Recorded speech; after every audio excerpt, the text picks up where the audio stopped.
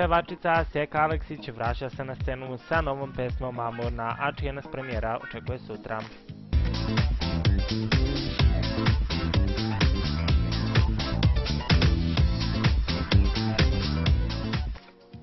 Popularna pevačica Seka Aleksić sutra će objaviti svoju novu pesmu Mamurna.